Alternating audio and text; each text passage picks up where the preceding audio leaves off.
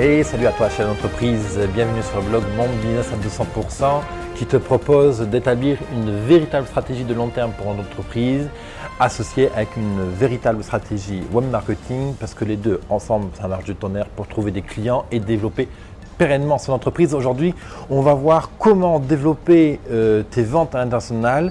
Autrement dit, je t'ai préparé un épisode complet avec 12 points pour construire une stratégie e-commerce pour aller chercher des clients à l'étranger. Alors déjà, il faut savoir que vendre ses compétences à l'étranger, c'est quelque chose qui est évidemment pas toujours simple. C'est plus que 12 points que je te propose dans cet épisode-là. Mais grosso modo, ces 12 points-là vont t'amener à construire les étapes fondamentales pour commencer dès aujourd'hui à recruter des clients potentiels. Le premier problème, évidemment, c'est qu'il faut connaître son marché. Il faut savoir, je considère que tu sais dans quel pays tu veux t'adresser. Admettons, il se trouve que moi je vis donc les 3 quarts du temps en Inde et en Thaïlande, que j'ai des clients. Donc je me suis fait à la culture indienne. Je comprends, j'ai compris après beaucoup d'échecs et d'erreurs. C'est pas comme ça, c'est pas gratuit. C'est pas juste la lecture, tiens, je suis le meilleur. Non, pas du tout, au contraire. Je suis allé voir des entrepreneurs, ils m'ont dit non, ça marche pas. J'ai dû lancer en Inde 4 ou 5 différents projets en l'espace de 2 ans, 2 ans et demi. Et aucun de ces 4 ou 5 projets n'a réellement décollé. J'ai donné des cours de français, j'ai ouvert un institut français, j'ai derrière ça cherché à vendre une française, à vendre des logiciels. Alors je gagnais de l'argent, oui, je vivais avec ça, mais je voyais qu'il y avait des trucs que je ne comprenais pas qui me bloquaient. J'avais des sortes de plafonds de cristal et je n'arrivais pas à pousser le truc. Bon, jusqu'au jour où je me suis rendu à l'évidence, ok, effectivement, il y a des aspects culturels qui font que vous allez être crédible ou pas, vous allez matcher leurs problèmes, vous allez faire écho ou non dans leur manière de penser, etc. Bref, il y a une multitude de trucs psychologiques et de business qui font qu'on arrive à atteindre ce marché ou on n'y arrive pas. Justement, aujourd'hui, c'est un mix entre cette expérience que j'ai eue, que j'ai personnellement en Inde, parce que j'ai toujours des clients en Inde, comme Toyota et Renault, et puis d'autres PME locales, et en même temps les techniques classiques web marketing. Les deux ensemble, en fait, c'est vraiment un cocktail explosif, et c'est exactement dans ça dont on va parler aujourd'hui. Il est important de bien considérer l'aspect culture, l'aspect offre et je dirais l'aspect communication. Si je devais donner 3 éléments, voilà. La culture, ça je ne peux pas la travailler à votre place. Si vous n'êtes pas dans la culture de votre pays de destination, je n'ai pas de pouvoir pour intervenir dessus. L'aspect offre, le pouvoir que j'ai en tant que consultant et avec le blog, etc., c'est de vous aider à la construire. Aujourd'hui, justement, je vais vous donner 2-3 points pour construire un argumentaire pour votre offre. Moi, marketing, c'est exactement ce qu'on va voir. Je vais vous dire en quelques points qu'est-ce que vous devez mettre sur votre site pour convaincre des clients à l'étranger. Si tu découvres mon blog, si tu n'es pas encore abonné, je t'invite très sincèrement à suivre le blog, à t'abonner à ma chaîne YouTube, à t'abonner à mon compte SoundCloud ou à t'abonner à iTunes en fonction d'où tu écoutes l'épisode parce que je te donne vraiment beaucoup de contenu pour développer ton entreprise, pour créer une vraie stratégie de marketing, pas comment gagner 20 millions d'euros en 10 jours, comment perdre 20 kilos en 4 mois. Non, il n'y a pas de méthode miracle, je ne réinvente pas la roue. D'ailleurs, je n'invente rien. Je prends des éléments, je lis beaucoup de livres, je travaille dans la vie en tant que consultant en marketing. Donc, je te fais remonter tout le feedback de mes clients, mes expériences terrain, pour t'aider toi à ton tour à développer ton business. Donc, si tu apprécies mon podcast, évidemment, je t'invite aussi à laisser une review, donc un avis sur iTunes. C'est vrai qu'il faut faire l'effort pour aller chercher les avis et les mettre, mais évidemment, c'est élémentaire pour pérenniser ce podcast. Donc, allons dans le vif du sujet. Je considère que vous connaissez le pays, vous connaissez bien votre offre, qu'elle est établie et que vous avez un minimum de trésorerie pour faire face aux différentes étapes qui vont suivre. Le troisième point qu'il faut vraiment comprendre et qui n'est pas simple, c'est qu'il faut la confiance, la fameuse confiance. Sans confiance, pour rappel, il y a 3 piliers qui font que votre business tourne, c'est le trafic, donc l'affluence, la confiance et l'autorité. Et les 3 ensemble font que votre entreprise avance dans le temps. La confiance, il faut la construire. Typiquement, il faut la construire. Quand vous arrivez dans un pays où personne ne vous connaît, où ou même si vous avez déjà du réseau, le réseau, ok, ça ne les engage pas à acheter, à dépenser 2000 € pour votre offre de consulting, ça ne les engage pas à, je sais pas moi, à acheter votre jouet ou votre tapis ou votre chaise, votre équipement, votre déco, je ne sais pas quelle est votre activité, mais voilà. Passer de l'acte de réseau à l'acte d'achat, il y a un palier, un fort palier. Et ce qui va faire la différence, c'est vraiment la confiance. C'est exactement de ça dont on va parler aujourd'hui. Tous les outils que je vais vous donner aujourd'hui vont servir à construire cette confiance-là. Le quatrième point, et ça c'est un truc universel, je considère que vous vous adressez à un marché de professionnels, donc on est dans du B2B, c'est qu'en face vous avez des entrepreneurs. Ils ont, même avec la culture, le style de vie qui va être différent, tout ça, même si c'est un gros écart culturel, ça reste des entrepreneurs. C'est-à-dire qu'ils ont une logique qui est finalement assez proche de la vôtre. C'est-à-dire qu'ils ont un problème, ils le résolvent, ils passent au problème suivant, ils trouvent une solution pour ce problème et ainsi de suite. Un entrepreneur, où qu'il soit sur la planète, c'est un type ou une femme qui règle des problèmes à longueur de journée. Donc, si on se met dans cette perspective-là, on va se mettre dans la peau de ce chef d'entreprise et on va se demander, ce type-là, quel problème il rencontre pour qu'il ait besoin de mon offre. Et en fait, quand on se positionne depuis le point de vue de votre client, vous avez tout gagné. Le jour où vous arrivez à faire ça de manière naturelle, et l'indice en fait, qui permet de savoir si vous positionnez naturellement depuis les yeux de vos clients ou depuis votre point de vue, c'est de regarder comment vous commencez vos phrases, comment vous commencez une discussion avec un client ou un client potentiel, ou comment vous écrivez vos textes sur Internet. Est-ce que vous mettez plus de vous ou de je, pardon, je mélange, est-ce que vous mettez plus de je ou de nous, ou est-ce qu'il y a plus de vous ou de tu? Plus on commence ces phrases avec vous ou tu, en fonction de que vous tutoyez ou vous voyez vos clients, plus vous vous mettez dans la peau de votre client en général, et plus donc vos discours sont moins égocentrés. L'objectif justement, c'est d'être complètement dans la peau du client et que le site parle problème, que votre site en fait cause la même langue que votre client, hein, c'est le cas de le dire. Donc l'idée, c'est qu'on ne va pas partir du point de vue, on ne va pas partir de votre offre, on va partir du problème du client. Bien. Cinquième élément qui est important, c'est qu'il faut inviter à la discussion. C'est votre clé pour aller chercher des clients à l'étranger. Il est peu probable, si vous vendez une expertise, une compétence, une offre de service complexe, etc., qui nécessite, et que vous vendez plus de 500 ou 1000 €, il faut absolument favoriser le contact. C'est la clé élémentaire pour votre marketing à l'étranger. Donc, il faut que votre site soit construit de telle sorte à ce que ça pousse au contact. Il faut que vous, hop là, la vidéo, il faut que vous poussez votre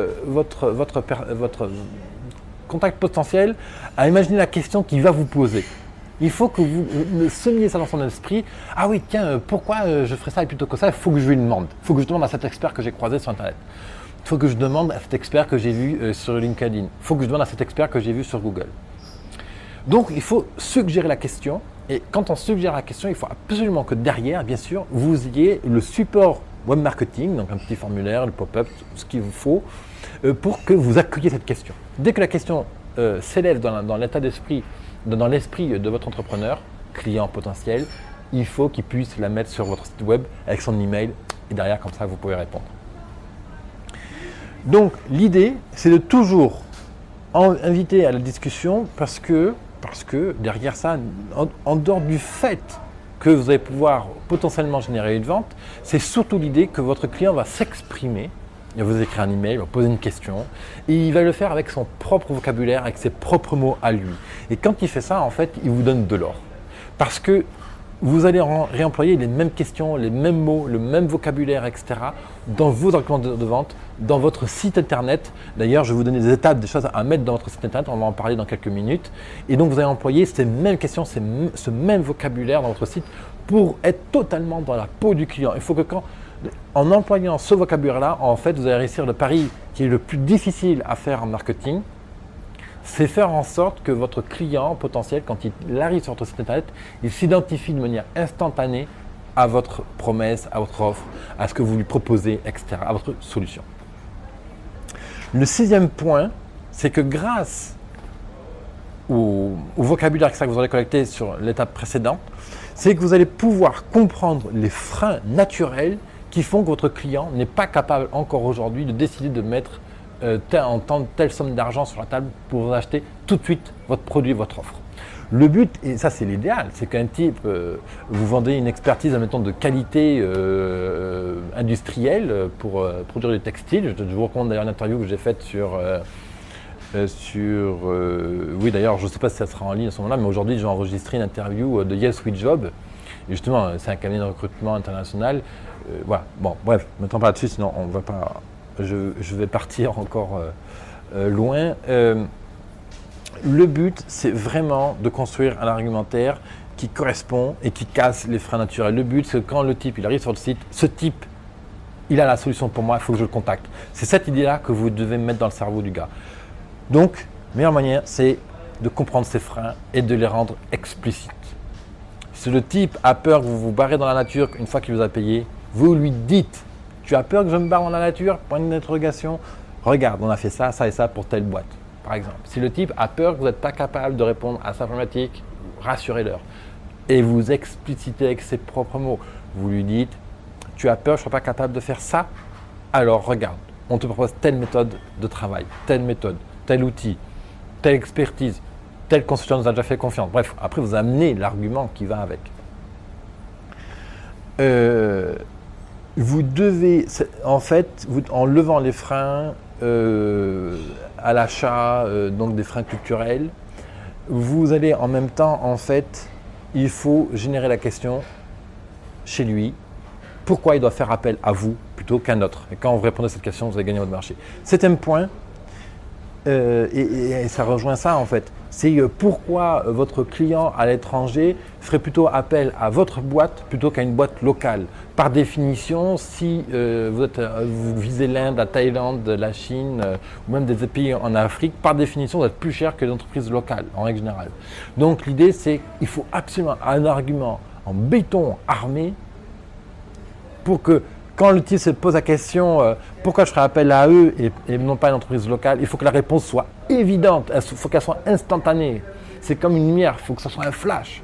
Donc il faut vraiment s'imprégner. C'est pour ça qu'il faut aller chercher le vocabulaire du client, l'intégrer pour lever tous les freins culturels par exemple qu'il peut avoir quand il consulte votre site pour que quand la question commence à pointer son bout du nez là, dans l'esprit, pourquoi je ferais appel à cette entreprise plutôt qu'une entreprise locale, il faut que la réponse soit évidente. Ah mais oui, mais eux ils ont la créativité. Ah mais oui, mais eux ils ont l'expertise pour ça. Ah mais oui, ils travaillent avec tel gros secteur industriel déjà dans mon pays. Donc c'est forcément un leader, c'est forcément lui qu'il me faut. Avec lui, je vais faire 30% de plus de chiffre d'affaires. Avec lui, j'ai économisé 50% de mes charges actuelles. Avec lui, je vais pouvoir doubler mon efficacité. J'en sais rien, quoi. Il faut que l'avantage soit énorme. Il faut que la valeur que vous lui proposez soit 5 fois, 10 fois, 100 fois supérieure au prix qu'il va payer. On parle de valeur perçue, évidemment. Enfin, le 8e point que je voulais parler avec vous, donc pour réussir en stratégie e-commerce à l'international, c'est qu'il faut, alors je regarde le temps, ouais parfait, il faut que vous allez travailler sur 3 axes. L'axe de promotion, un axe de prix et un axe de produit. Donc, pour arriver à, c'est une sorte de marketing mix en fait, donc de produits, de prix, de positionnement, de communication. Bon. Mais juste si je fais simple, il faut que vous arrivez à atteindre ce client potentiel. Derrière ça, il faut que vous lui parliez de votre offre, il faut que la valeur, le prix et la valeur qu'il perçoit soient absolument dans tout ce qu'il imagine. Donc ça se travaille en fait. Donc vraiment, les 3 actes de travailler à l'international, c'est la promotion, le prix et le produit. Le 9e point très important à développer, et c'est aussi le but de ce podcast, c'est comment construire le site parfait pour vendre à l'étranger en fait. Alors, il est inutile, je vais vous dire tout de suite, de construire un site énorme avec 50 pages, un gros truc, du bordel, etc. Non, faites simple, allez à l'essentiel.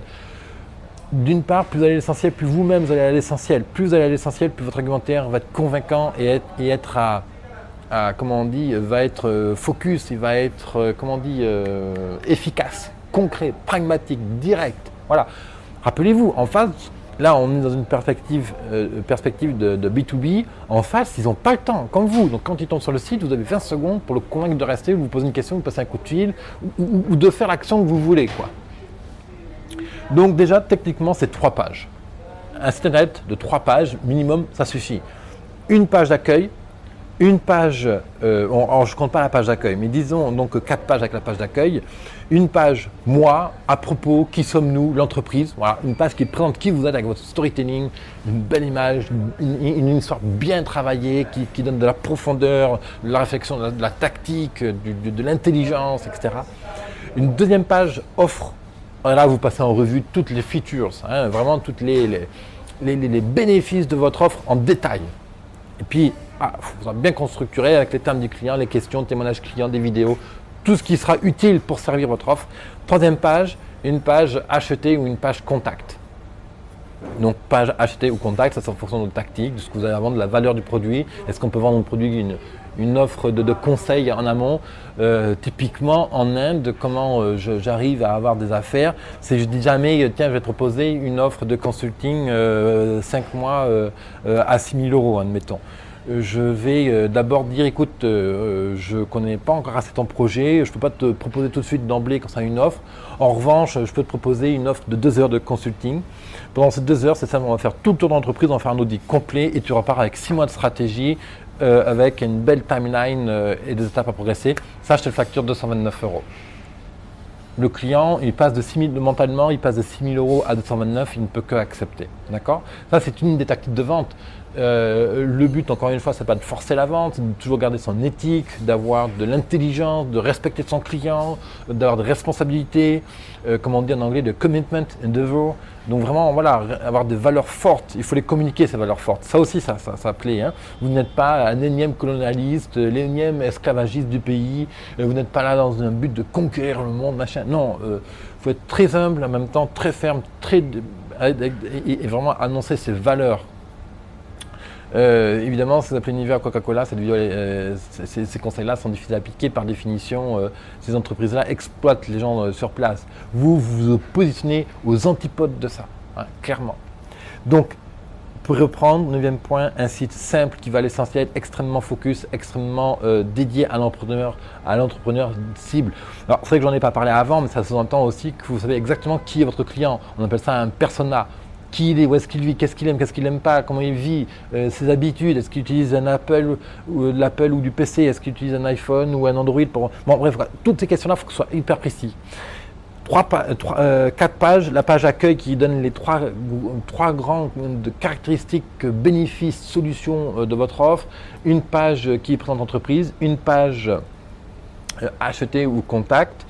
Donc votre site, en fait, il va mettre en avant, et ça c'est le 10e critère important, alors je peux jeter à 9, je crois, donc 10e point, alors je ne sais pas combien compter, 1, 2, 3, 4, 5 points majeurs que doit mettre en avant votre site. C'est il doit mettre en place du branding, c'est-à-dire qu'il doit mettre en place une véritable image de marque. Votre site, il doit être nickel, pas de bug, pas de pop-up, pas de pub. Pas de pub AdWords, pas de trucs qui ne marchent qu'à moitié. Il faut que le site soit rapide, il faut qu'il soit responsive, mobile comme tablette, comme PC. Quelle que soit la technologie, rappelez-vous que si vous visez des marchés à l'étranger, ils n'ont pas forcément toujours les dernières technologies, dernières tablettes, dernières machins, ce qui fait qu'ils peuvent travailler avec des anciennes versions de navigateurs, des anciennes versions de Windows, etc. ou d'Apple, ce qui fait qu'ils peuvent peut-être pas afficher le site parfaitement tel que vous l'avez sur votre machine ultra moderne. Donc il faut que tout ça colle, il faut que ce soit parfait. Vous vendez l'expertise française, vous vendez la créativité française, donc il faut que vous soyez nickel. Ok ? Donc du branding, c'est l'image. Première impression, c'est la dernière qui reste. Deuxième point, authority proof et social proof. C'est-à-dire que mettez-moi du témoignage, mettez-moi des avis clients, mettez-moi des logos de vos clients, etc. Même s'ils ne les connaissent pas, il faut rassurer. Je vous rappelle que c'est la confiance qui fera qu'ils vont passer à l'acte. Moi aujourd'hui, j'ai des types des entreprises du Congo qui me contactent. Pourtant, je n'ai jamais démarché le Congo. J'ai récemment un entrepreneur qui est venu me voir pour des conseils parce qu'il cherche à importer, à faire de l'import-export entre l'Inde et le Congo. Spécifiquement, lui, c'était le café. Voilà, donc on a discuté ensemble comment il travaille, etc. Et je vais lui amener une stratégie là-dessus. Bon,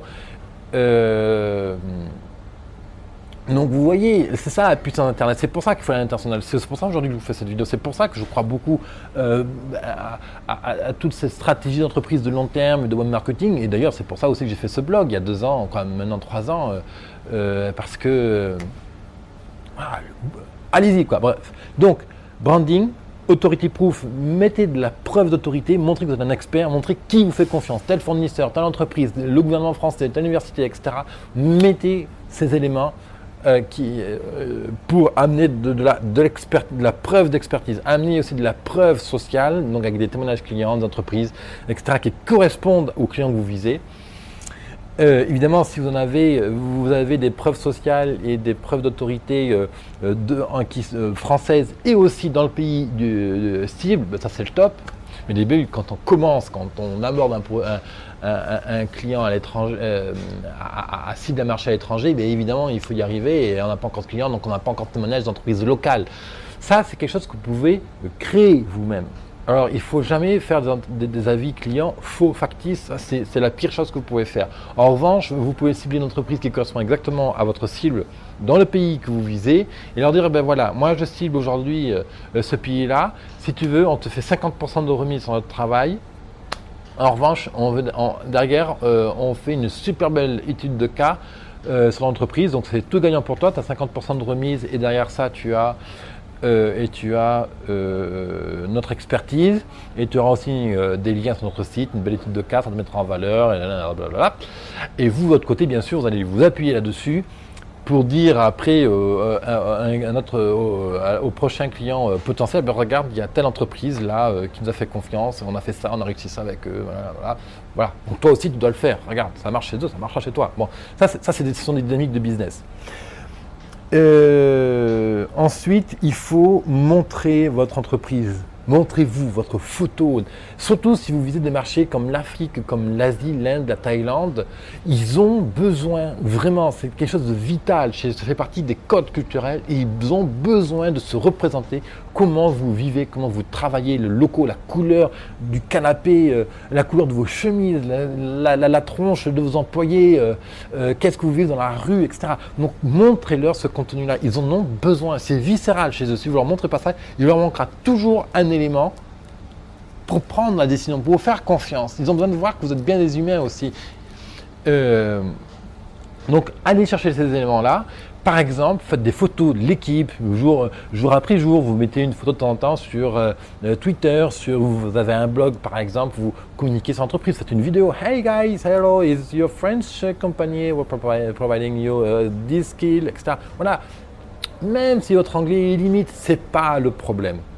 L'excuse de la barrière de la langue, ça c'est une fausse excuse. Parce que quand on veut cibler un marché, soit on se forme pour améliorer son anglais. Je veux dire, en France, on ne manque pas d'instituts pour améliorer son anglais et la langue locale si vous voulez directement apprendre l'hindi ou le thaï ou je ne sais quelle autre langue. Ou sinon, vous faites appel à des traducteurs, vous pouvez embaucher quelqu'un qui parle la langue. Bref, il y a plein de... allez recruter un expert comme ça chez Yes We Job par exemple. Voilà, c'est un cabinet de recrutement, il se fera un plaisir de vous aider à recruter le salarié spécifique qu'il faut pour le pays que vous visez.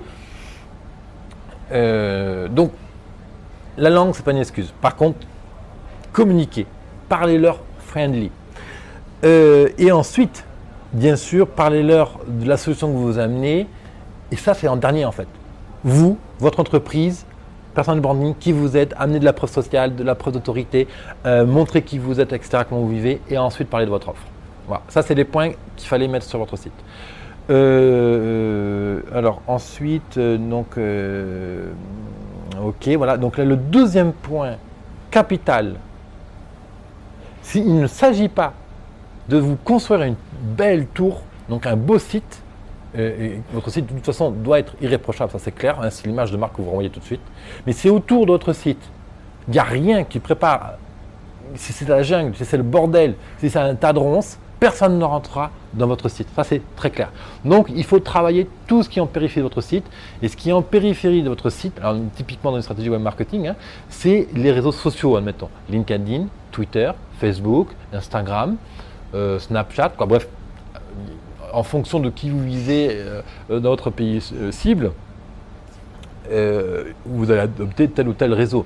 Mais LinkedIn, aujourd'hui, c'est un vivier de clients potentiels énorme. Je veux dire, LinkedIn, c'est international. Là, depuis là, même dans mon bureau, avec votre téléphone portable, votre PC, vous pouvez cibler des gens en Inde, 8000 km plus loin. Vous pouvez cibler des gens à New York, 10 000 km plus loin. Vous pouvez cibler des gens à Abidjan, 4000 km plus bas. Quoi. Bref, c'est à peine imaginable aujourd'hui. On est là avec notre boui-boui, notre petit PC, notre petit bureau, machin. Ouais, putain, comment j'ai payé mon URSSAF, compagnie. Mais putain, le business, il est là. Va le chercher, quoi. C'est à portée de clic. Oui, c'est vrai, il faut des efforts. Bien sûr, il faut apprendre à comment on va cibler les clients sur LinkedIn. Bien sûr qu'il faut mettre en place la stratégie dont je viens de te parler aujourd'hui. Mais ça paye. Le meilleur exemple que je peux te donner, c'est le mien. Je veux dire, j'ai fait faillite en 2012. Je me retrouve avec zéro. Je perds les magasins, je perds tout. Franchement, au niveau psychologique, c'est pas le top. Je passe 2 ans en Inde où je cherche à reconstruire des business, c'est des hauts et des bas, c'est des yo-yo psychologiques, comment on dit, des passages dépressifs, etc. Ça n'a pas été tout rose. Hein. Je veux dire, je suis pas redevenu consultant en marketing comme ça, il ne faut pas croire. Là, tout ce que je te raconte, c'est l'expérience, c'est du vécu. Je veux dire, je me suis pris comme une gamelle. Et, je veux dire, quand je vendais la cuisine française en Inde, le marché il est énorme. La cuisine française en Inde, il est franchement colossal. Alors qu'est-ce que j'ai fait? Je suis allé voir les hôtels de luxe un à un et la première difficulté que j'ai dû rencontrer, c'est la hiérarchie. Pour atteindre le boss en haut, c'est l'horreur en Inde. Parce qu'il y a des tonnes de barrages hiérarchiques. Ah mais qui vous êtes-vous? Pour qui vous prenez? Ah oui, ben non, tu ne respectes pas les codes sociaux. Ah ben il y a ça, ça. Voilà, bref quoi. Et un à un, je prends des objections, les travailler une à une. Donc, alors, je prends mon exemple, je veux dire, des entreprises, des startups qui réussissent à un niveau international, il y en a à foison. Okay, donc, te dire, oui, mais je ne parle pas l'anglais, ah, mais oui, mais je ne sais pas faire un site internet, ah, mais oui, mais tout ça, c'est des fausses excuses. Si tu as une vraie compétence, et en France, on a des vraies compétences là-dessus, le design textile, regardez, il y a une pléthore de startups françaises qui déménagent à Mumbai ou à New Delhi, donc en Inde, pour implémenter leur usine de création de sous-vêtements, d'habits, etc. Elles y trouvent des avantages. Il y a un aspect aventure évidemment qu'il faut avoir. Bien sûr, il faut avoir ce goût d'entrepreneuriat.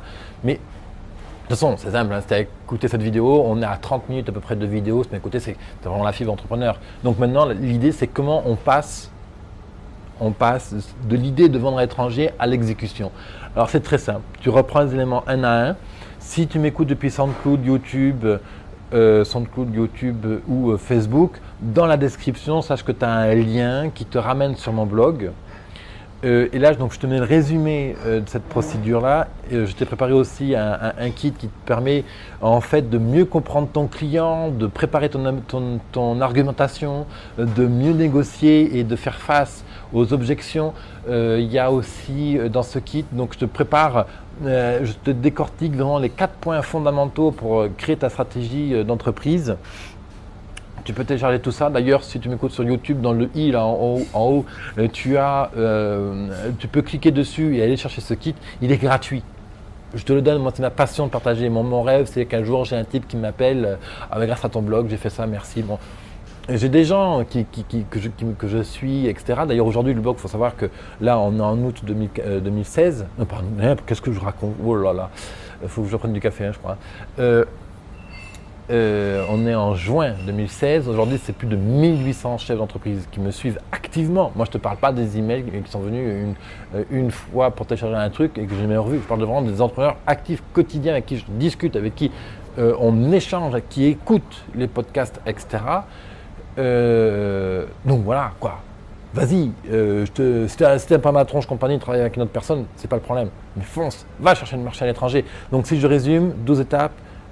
Une tactique internationale, un argumentaire bien scellé qui se met dans la peau du client, travailler sur 3 axes, la promotion, le prix, le produit, un cible simple, 4 pages, l'accueil, donc présente ton offre et une page contact ou acheter. Sur ton site, reprends les éléments de branding, de preuve sociale, de preuve d'autorité, présente bien qui tu es avec des vidéos, etc. pour donner une dimension personnelle, une dimension humaine Et ensuite, présente ta solution, voilà, et surtout exploite les réseaux sociaux. Ça ne sert à rien de construire un super beau site si autour tu ne fais pas en sorte d'amener les gens dessus et pour rester en contact avec eux.